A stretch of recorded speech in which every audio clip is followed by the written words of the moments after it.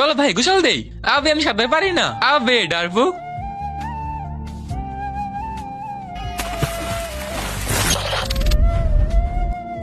আবে আমি ছোট। আবে আমি এত ছোট হলাম কিভাবে? আবে ভাই ওই এই দিকে তাকা, নিচে। আবে নিচে তাকা। আমি এত ছোট হলাম কিভাবে?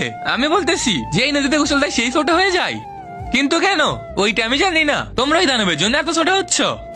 ওর উপরে অভিশাপ আছে, ওর হিসু যার উপরে পড়বে সেই ছোট হয়ে যাবে। এই জন্য নদীতে এসে হিসু করে। ও চাই সবাই যেন ছোট হয়ে যায়। কোনো তো উপায় আছে এদের বড় করার? হ্যাঁ, ওর বড় ভাই আমার সাথে আসো। ওই দেখো, ওই দানবের বড় ভাই এর হিসু যদি এর উপর পড়ে তাহলে এর আগের মতো হয়ে যাবে। ঠিক আছে, আমি নিয়ে আসতেছি। আবে দানব, এনে পানি খা আর ভিতরে হিসু কর। হা হা। আবে আমি পানি তখনই পান করি যখন কিছু খাই, তাহলে এইটা খেয়ে নে। ঠিক আছে, আমি ফল খাই না, আমি মানুষ খাই। আবে আবে এই নে। সালে দম থাকলে আমাকে খেয়ে দেখা। থাকি সেখানে।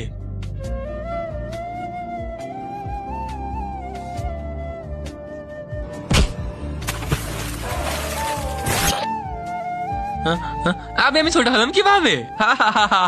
এইবার আমি তোরে খাবো। না না, আমাকে খাবো না। ঠিক আছে, খাবো না, কিন্তু তোকে আমার কাজ করতে হবে। হ্যাঁ, আমার হাতে হিসু কর।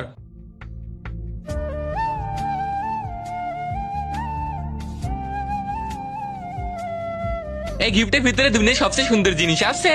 এই ছবিটা যদি আপনার কাছে সুন্দর মনে হয় তাহলে ভিডিওতে একটা লাইক করে চ্যানেলটা সাবস্ক্রাইব করে দাও আর কমেন্টে আল্লাহ লিখে দিও। আবে আমরা বড় হলাম না কেন? হ্যাঁ, এটা বড় হলো না কেন?